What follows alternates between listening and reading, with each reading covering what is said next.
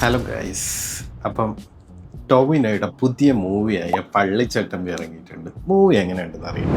I could do this all day, I could do this all night, all month, all year for my. So guys, movie റിവ്യൂലോട്ട് പോകുന്നതിന് മുമ്പ് എനിക്ക് മറ്റൊരു കാര്യം പറയാനുള്ളത് വെച്ചാൽ, ഈ എല്ലാ മൂവീസും സ്റ്റാർട്ട് ചെയ്യുമ്പം ഈ ഒരു smoking is injurious to health, smoking causes cancer എന്നിട്ടൊരു വീഡിയോ കാണിക്കും വായിൽ ക്യാൻസർ വന്നതിൻ്റെയൊക്കെ. എന്തിനാണ് ഇത്രയും കഷ്ടപ്പെട്ട് ഇത് കാണിക്കുന്നതെന്ന് ഞാൻ ആലോചിക്കുന്നത്. അതിനേക്കാളും ആ ടൊബാക്കോയും സ്മോക്കിംഗ് സംഭവങ്ങൾ, സിഗരറ്റ്സ് എല്ലാം ഇന്ത്യയിലെങ്കിൽ ബാൻ ചെയ്താൽ പോരെ? അതെന്തുകൊണ്ട് ചെയ്യുന്നില്ല? എന്തിനാണ് ഈ കഷ്ടപ്പെട്ട് സ്ക്രീനിന്റെ അടിയിൽ എഴുതി കാണിക്കുക, മൂവി തുടങ്ങുന്നതിന് മുമ്പ് അതിൻ്റെ ഒരു വീഡിയോ എടുത്തത് കാണിക്കുക? ഇതിൻ്റെയൊക്കെ ആവശ്യം എന്താ? അതിനേക്കാളും ബാൻ ചെയ്തൂടെ സിഗരറ്റും സ്മോക്കിംഗ് സബ്സ്റ്റൻസസും ബാക്കി എന്താണെങ്കിലും? എന്തുകൊണ്ട് ബാൻ ചെയ്യുന്നില്ല? ബാക്കി എല്ലാം ബാൻ ചെയ്യുന്ന ഗവൺമെന്റ് എന്തുകൊണ്ട് ഇത് ബാൻ ചെയ്യുന്നില്ല? എന്നാ പിന്നെ ആ മൂവിക്ക് തുടങ്ങുന്നതിന് മുമ്പ് ഇങ്ങനത്തെ ഒരു ഷോ ഓഫ് കാണിക്കേണ്ട ആവശ്യമില്ല.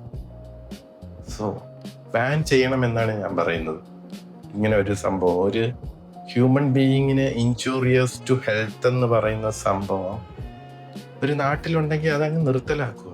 അതല്ലേ ചെയ്യേണ്ടത്? അല്ലെങ്കിൽ ആ വീഡിയോ ചെയ്യാണ്ടിരിക്കുവോ? എന്തിനാണ് ഈ ഷോ ഓഫ്? ആരെ കാണിക്കാൻ? ഓക്കെ, അതൊക്കെ പോട്ടെ. ഈ മൂവി എങ്ങനെയുണ്ടെന്ന് ചോദിച്ചാൽ, വളരെ നല്ലൊരു ബ്യൂട്ടിഫുൾ ആയിട്ട് എടുത്തിട്ടുള്ള ഒരു മൂവിയാണ് പള്ളിച്ചട്ടമ്പി. ടോവിനെയാണ് അതിൻ്റെ മെയിൻ ഹീറോ എന്ന് പറയുന്നത്. സോ കിട്ടിലുമായിട്ട് ഒരു പടം അവർ ചെയ്തിട്ടുണ്ട്. സോ ഈ മൂവി എന്ത് ടൈപ്പ് സ്റ്റോറിയാണെന്ന് വെച്ചാൽ, പണ്ടത്തെ ഒരു കാലമാണ് കാണിക്കുന്നത്. അതിൽ പണ്ട് കമ്മ്യൂണിസ്റ്റുകാരും പള്ളിയുടെ കുറച്ച് സംഭവങ്ങൾ, പള്ളിച്ചട്ടമ്പി, ഓരോ പള്ളിക്കാർക്കും അവിടെ ഒരു ചട്ടമ്പി ഉണ്ടാവുക, അങ്ങനത്തെ ഒരു കൺസെപ്റ്റ്, പണ്ട് നടന്നൊരു കൺസെപ്റ്റാണ് അവർ ഈ മൂവി കൂടെ കാണിക്കുന്നത്. സോ ഒരു സ്പെസിഫിക് സ്ഥലത്ത് ഒരു പള്ളിച്ചട്ടമ്പി ആയിട്ട് വരുന്നത് ടോവിനോയാണ്. അതാണ് ഈ ഒരു മൂവിയുടെ തീം. അതിനെ ബേസ് ചെയ്തും പിന്നെ ഗവൺമെന്റ് പൊളിറ്റിക്സ് ചില സംഭവങ്ങൾ ബേസ് ചെയ്തും ചില പഴയ പ്രോപ്പർട്ടികൾ കയ്യേറിയത് കുടിയൊഴിപ്പിക്കാൻ വേണ്ടി ശ്രമിക്കുന്ന കുറച്ച് കാര്യങ്ങളൊക്കെയാണ് ഈ ഒരു മൂവിയുടെ തീം എന്ന് പറയുന്നത്. സോ ഫസ്റ്റ് ഹാഫ് എങ്ങനെയുണ്ടെന്ന് ചോദിച്ചാൽ, ഫസ്റ്റ് ഹാഫ് സ്റ്റോറി ബിൽഡ് ചെയ്ത് കൊണ്ടുവരുന്നൊരു ഫസ്റ്റ് ഹാഫാണ്. അത് കുറച്ചൊരു ലാഗ് തോന്നാം, ബട്ട് അതിൽ സ്റ്റോറി ഉണ്ട്. അത് നിങ്ങൾ കണ്ടാലേ അതിൻ്റെ ഒരു സ്റ്റോറിയുടെ ഡെപ്ത് നിങ്ങൾക്ക് മനസ്സിലാവും. സോ നല്ലൊരു ക്ലീൻ ഫസ്റ്റ് ഹാഫ് ആണെന്ന് നമുക്ക് പറയാം. സോ നമ്മൾ ലാഗ് ആണെന്ന് പറയുന്നേക്കാളും ഫസ്റ്റ് ഹാഫ് ഒരു ക്ലീൻ ഫസ്റ്റ് ഹാഫാണ്. അതിലൊരു പാട്ടുണ്ട്, അതിൽ നല്ലൊരു സ്റ്റോറി ഉണ്ട്, അതിൽ നേരത്തെ കാലത്ത് ഈ സ്റ്റോറി ആയിട്ട് കണക്ട് ചെയ്യുന്ന കുറച്ച് സംഭവങ്ങളുണ്ട്. അതൊക്കെ വരുന്നതാണ് ഫസ്റ്റ് ഹാഫ്, ഒരു clean first half. Second half എന്ന് പറയുമ്പോൾ ഒരു സൂപ്പർ സെക്കൻഡ് ഹാഫ് എന്ന് പറയാം. സെക്കൻഡ് ഹാഫ് അങ്ങ് കത്തി കയറിയൊക്കെ ഈ മൂവിയിൽ. എനിക്ക് ഫസ്റ്റ് ഹാഫിനേക്കാളും കുറച്ചുകൂടെ ഇഷ്ടപ്പെട്ടത് സെക്കൻഡ് ഹാഫാണ് എന്ന് പറയാം. സെക്കൻഡ് ഹാഫിലാണ് വില്ലൻ മെയിനായിട്ട് വരുന്നത്. സോ കിട്ടിലുമായിട്ട് ചെയ്തിട്ടുണ്ട്. പുള്ളിയുടെ പേര് എനിക്കറിയില്ല, വില്ലൻ ആരായിരുന്നു. എന്തായാലും ഫസ്റ്റ് ഹാഫ് സെക്കൻഡ് ഹാഫും കൊള്ളാം. ക്ലൈമാക്സ് വരുമ്പോൾ ഒരു സൂപ്പർ ക്ലൈമാക്സിൽ അവർ എൻഡ് ചെയ്തിട്ടുണ്ട്. അവർക്ക് വേണമെങ്കിൽ ഇതിൻ്റെ ഒരു സെക്കൻഡ് പാർട്ട് ഇറക്കാൻ പറ്റുന്ന ഒരു പ്ലോട്ടിലാണ് നിർത്തിയിരിക്കുന്നത്. വേണമെങ്കിൽ ഇറക്കാം, അതിനുള്ള പ്ലോട്ടുണ്ട്. അപ്പം അതൊക്കെ ഡയറക്ടറിന്റെ കയ്യിലാണ്, അല്ലെങ്കിൽ സ്ക്രിപ്റ്റ് റൈറ്ററിന്റെ കയ്യിലാണ്. സോ മൂവിയിൽ ആരൊക്കെ അഭിനയിച്ചിട്ടുണ്ടെന്ന് നമുക്ക് നോക്കാം. ടോവിനോയാണ് ഈ ഒരു മൂവിയുടെ ഹീറോ എന്ന് പറയുന്നത്. സോ വേറെ അഭിനയിച്ചിട്ടുള്ള വിജയരാഘവൻ, ജോണി ആന്റണി, സുധീർ ഗരമന, പിന്നെ ബാബുരാജ്. പുള്ളിനെ എടുത്തു പറയണം. പുള്ളിക്ക് ഒരു 2-3 ഷോട്ടിലെ പുള്ളി ഉള്ളൂവെങ്കിൽ പുള്ളിയുടെ ആ ഒരു ഇമ്പാക്റ്റ് കുറച്ച് വലുതാണ്. അത് നമുക്ക് ക്ലൈമാക്സ് കാണുമ്പോഴും മനസ്സിലാവും, ഫസ്റ്റ് ഹാഫ് സ്റ്റാർട്ട് ചെയ്യുമ്പോഴും മനസ്സിലാവും. സോ പുള്ളിക്ക് നല്ല കിട്ടിലുമായിട്ട് ചെയ്തിട്ടുണ്ട്. ടോവിനോനെ എടുത്തു പറയേണ്ട, ഈ മൂവിയിൽ എടുത്തു പറയേണ്ട സംഭവങ്ങൾ, ഒന്ന് സ്റ്റണ്ട്, രണ്ടാമത് മേക്കിംഗ്, മൂന്നാമത് എഡിറ്റിംഗ് ആൻഡ് സിനിമാറ്റോഗ്രാഫി. കിഡിലുമായിട്ട് ചെയ്തിട്ടുണ്ട്. ഒന്നും പറയുന്നില്ല ഈ ഒരു കാര്യത്തിൽ, ഒന്നും പറയില്ല. പിന്നെ ക്യാമിയോ റോൾ എല്ലാവർക്കും അറിയായിരിക്കാം. പുള്ളി തന്നെ ഓൾറെഡി റിലീസ് ചെയ്തു ക്യാമിയോരാണ്. പൃഥ്വിരാജ് ഉണ്ട് ഇതില്. പൃഥ്വിരാജ് ഈ ഒരു മൂവിയിൽ ഒരു ക്യാമിയോ റോളുണ്ട്. ഒരു 3-4 സീക്വൻസിലാണ് ഉള്ളത്. ബട്ട് പുള്ളി നല്ല കിഡിലോ റോളാണ്, കുറച്ച് നല്ല പവർഫുൾ റോളാണ് പുള്ളിക്ക് കിട്ടിയിട്ടുള്ളത്. സോ പുള്ളി ഇതിലുണ്ട്. ഇത് ഞാനൊരു സ്പോയിലറായിട്ട് പറയുന്നില്ല, കാരണം പുള്ളി തന്നെ ഇൻസ്റ്റ വഴി ഇതിൻ്റെ പുള്ളി അതിലുള്ള ഇതിൻ്റെ പോസ്റ്റർ റിലീസ് ചെയ്തിട്ടുണ്ട്. സോ ഞാൻ ഇനിയിപ്പോൾ ഇത് മറച്ചു വയ്ക്കുന്നതിൽ കാര്യമൊന്നുമില്ല. അതുകൊണ്ട് പറയുകയാണ്, പൃഥ്വിരാജ് ഇതിലുണ്ട്. പുള്ളി കത്തിച്ചിട്ടുണ്ട്. ഒത്തിരി നാളുകൾക്ക് ശേഷം പുള്ളിനെ സ്ക്രീനിൽ കാണുന്നത്. പിന്നെ അതിൻ്റെ ഡയറക്ടർ ലിജോ ജോസ് ആൻ്റണി സൂപ്പറായിട്ട് ആ ഒരു സ്റ്റോറി എത്രത്തോളം ബ്ലെൻഡ് ചെയ്ത് ചെയ്യാൻ പറ്റും എന്നുള്ളത് പുള്ളി കാണിച്ചു തന്നിട്ടുണ്ട്. എന്തുമായിട്ട് ബ്ലെൻഡ് ചെയ്യുമെന്ന് വെച്ചാൽ അതിൻ്റെ ആ ഒരു മേക്കിങ്ങുമായിട്ട് ബ്ലെൻഡ് ചെയ്യാം. മേക്കിംഗ് എന്ന് പറഞ്ഞാൽ ഭയങ്കര ഒരു നേച്ചർ ബ്യൂട്ടി എന്ന് പറയുന്ന കുറേ സീക്വൻസസ് ഈ ഒരു മൂവിയിലുണ്ട്. അത് നല്ല കിടിലമായിട്ട് ചെയ്തിട്ടുണ്ട്. പിന്നെ മ്യൂസിക് ജെയ്ക്സ് ബിജോയ്, BGM ഒക്കെ നല്ല കിടിലും BGM. പുള്ളിയുടെ മ്യൂസിക് ആണെങ്കിൽ പിന്നെ ഒന്നും നോക്കണ്ട, BGM ഒക്കെ വേറെ ലെവലായിരിക്കും.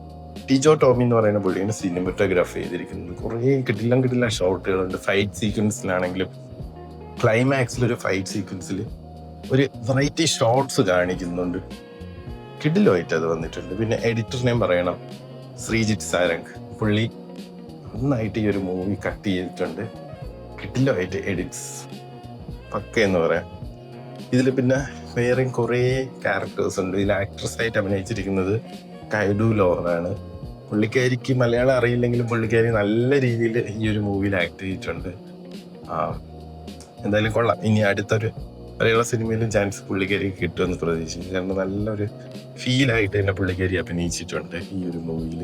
പിന്നെ ടോവിനോയുടെ അഭിനയം മാത്രമല്ല, പുള്ളി ചെയ്തിരിക്കുന്ന ആക്ഷൻ സീക്വൻസസ് പുള്ളിയാണ്. ആക്ഷൻ പുള്ളി തന്നെ ചെയ്തത്, അത് ഡ്യൂപ്പിനെ വെച്ച് ചെയ്തതല്ല. നമുക്ക് കാണുമ്പോൾ തന്നെ മനസ്സിലാവും പുള്ളിയായിട്ട് പുള്ളി ചെയ്തിട്ടുണ്ട്. പിന്നെ ആക്ടിങ്ങിൻ്റെ ആയിട്ട് നമ്മളൊന്നും പറയേണ്ട കാര്യമില്ല, പുള്ളി അതൊക്കെ തെളിയിച്ചതാണ്. ഒരുപാട് പേര് റിവ്യൂസ് കണ്ടിട്ട് ഈ മൂവി പോകാൻ നിൽക്കുന്ന ആരെങ്കിലുമൊക്കെ ഉണ്ടെങ്കിൽ അങ്ങനെ റിവ്യൂസ് കണ്ട് നിങ്ങൾ കൊടുക്കുന്ന എമൗണ്ടിനുള്ള വേർത്തായിട്ടുള്ള ഒരു സ്റ്റോറി മേക്കിംഗ് എല്ലാം ഉള്ളൊരു കംപ്ലീറ്റ് മൂവിയാണ് പള്ളിച്ചട്ടമ്പി എന്ന് പറയുന്നത്. സോ നിങ്ങൾ ബാക്കിയുള്ള റിവ്യൂസൊക്കെ കണ്ടിട്ട് അയ്യോ ഫസ്റ്റ് ഹാഫ് ബോറാണ് അല്ലെങ്കിൽ സെക്കൻഡ് ഹാഫ് ബോറാണ്, മൂവിയിലൊന്നുമില്ല, ആ സ്റ്റോറി പോരാ, ഇങ്ങനെയുള്ള കുറേ യൂട്യൂബേഴ്സ് ഇങ്ങനെ നെഗറ്റീവ് കമൻറ്റ്സ് ഇട്ടിട്ടുണ്ടെങ്കിലും നിങ്ങൾ ധൈര്യമായിട്ട് പോയിക്കൊണ്ട് ഞാൻ പറയുകയാണ്, നിങ്ങൾ കൊടുക്കുന്ന പൈസയ്ക്ക് നിങ്ങൾക്ക് വെർത്തായിരിക്കും. നമ്മൾ ഇതൊരു മൾട്ടിപ്പിൾ ടൈം വാച്ച് ചെയ്യാൻ പറ്റുന്ന മൂവിയാണെന്ന് ചോദിച്ചാൽ അല്ല, വൺ ടൈം വാച്ച് നമുക്കിരുന്ന് കാണാം. തിയേറ്ററിൽ നമുക്ക് എക്സ്പീരിയൻസ് ചെയ്യാൻ പറ്റിയൊരു മൂവിയാണ്. കാരണം അതിൻ്റെ ആ മേക്കിങ് നമ്മൾ മൊബൈലിൽ OTT-യിലിരുന്ന് കണ്ടാലും സിസ്റ്റത്തിലിരുന്ന് കണ്ടാലും ഒന്നും കിട്ടത്തില്ല. നമ്മൾ തിയേറ്റർ എക്സ്പീരിയൻസ് തന്നെ ചെയ്യണം. സോ ഞാൻ ഈ ഒരു മൂവിക്ക് റേറ്റിംഗ് കൊടുക്കുന്നത് എത്രയാണെന്ന് വെച്ചാൽ ഔട്ട് ഓഫ് 5 ഞാനൊരു 3.9 കൊടുക്കും. കാരണം എനിക്ക് ഈ മൂവി അത്രയ്ക്ക് ഇഷ്ടമായിട്ടുണ്ട്. എനിക്ക് അതിൻ്റെ ഒരു സ്റ്റോറി, നമ്മൾ ഭയങ്കര ഹൈപ്പും സംഭവങ്ങളും ട്വിസ്റ്റ് ഇങ്ങനത്തെ സംഭവം ഒന്നും പ്രതീക്ഷിച്ചു പോലും. അങ്ങനത്തെ ഒരു സിനിമയല്ല ഇത്. നമ്മൾ പണ്ട് കണ്ടുവന്നിരുന്ന ഒരു ടിപ്പിക്കൽ സ്റ്റോറി ടെംപ്ലേറ്റഡ് മൂവി എന്ന് നമുക്ക് പറയാം. അതായത് ഒരു നാടിൻ്റെ കഥ പറഞ്ഞ ആ നാട്ടിൽ നടക്കുന്ന സംഭവം, നാട്ടിൽ നടക്കുന്ന പ്രശ്നങ്ങൾ, അതിനിടയിൽ ഒരു ഹീറോ വരുന്നു, അങ്ങനെ വന്ന് പോകുന്ന നല്ലൊരു ഫാമിലി മൂവി എന്ന് നമുക്ക് വേണമെങ്കിൽ പറയാം. കുട്ടികളെ കൊണ്ട് ധൈര്യമായിട്ട് പോയി കാണാം, ഫാമിലി ആയിട്ടിരുന്ന് കാണാം, ഫ്രണ്ട്സ് ആയിട്ടിരുന്ന് കാണാം, കപ്പിൾസ് ആയിട്ട് പോയി കാണാൻ. നിങ്ങൾക്ക് ആ ഒരു 2 മണിക്കൂർ 11 മിനിറ്റ് 2 മണിക്കൂർ 11 മിനിറ്റ് ആണെന്ന് തോന്നുന്നു. 2 മണിക്കൂർ 11 മിനിറ്റാണ് മൂവിയുടെ ലെങ്ത്. മൂവി നമുക്ക് എങ്ങനെ കാറ്റഗറൈസ് ചെയ്യണമെന്ന് പറഞ്ഞാൽ ആക്ഷൻ മൂവിയാണ്, ഡെഫിനറ്റ്ലി ആക്ഷൻ മൂവിയാണ്. പിന്നെ ഡ്രാമയുണ്ട്, കുറച്ച് സ്റ്റോറിയിലോട്ട് അവർ ഇറങ്ങി ചെല്ലുന്ന കുറച്ച് സീക്വൻസസ് ഉണ്ട്. അതായത് മുൻകാലങ്ങളിൽ നടന്ന സംഭവങ്ങളെ ബേസ് ചെയ്തിട്ടാണ് കറൻ്റ്ലി നടക്കുന്ന ആ ഒരു സ്റ്റോറി മൂവ് ചെയ്യുന്നത്. സോ ഒരു ഡ്രാമ സ്റ്റൈൽ ഉണ്ട്. So action and drama style നല്ലൊരു പടമാണെന്ന് തന്നെ നമുക്ക് പറയാം. സോ എൻ്റെ അഭിപ്രായത്തിൽ നിങ്ങൾ തിയേറ്ററിൽ പോയി കണ്ടോ, റിവ്യൂസ് ഒന്നും നോക്കണ്ട, നിങ്ങൾ കൊടുക്കുന്ന പൈസയ്ക്ക് വെർത്തായിരിക്കും. ഒരുപാട് പേര് നെഗറ്റീവ് റിവ്യൂസ് ഇട്ടിരുന്നത് ഞാൻ കണ്ടായിരുന്നു. ചിലർക്ക് അവരുടേതായ അഭിപ്രായങ്ങൾ ഉണ്ടാവാം, ബട്ട് എൻ്റെ അഭിപ്രായത്തിൽ എന്തായാലും നിങ്ങൾക്ക് വേസ്റ്റ് ആകത്തില്ല. ധൈര്യമായിട്ട് പോയിരുന്നു കാണാം.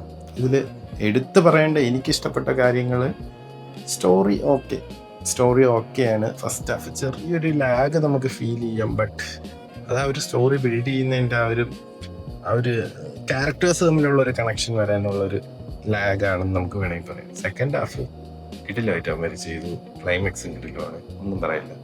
പിന്നെ എനിക്ക് ഏറ്റവും കൂടുതൽ ഇഷ്ടപ്പെട്ടത് ഇതൊന്നുമല്ല, ഇതിൻ്റെ മേക്കിംഗ് ആണ്. സിനിമാറ്റോഗ്രാഫി ആണെങ്കിലും എഡിറ്റിംഗ് ആണെങ്കിലും കിടിലായിട്ട് ചില സീൻസ് കാണിക്കുമ്പം ഭയങ്കര ബ്യൂട്ടിയാണ്, ഒരു നേച്ചറിൻ്റെ ഒരു ബ്യൂട്ടിയാണ് ഈ മൂവിയിൽ ബ്ലെൻഡ് ചെയ്തിരിക്കുന്നത്.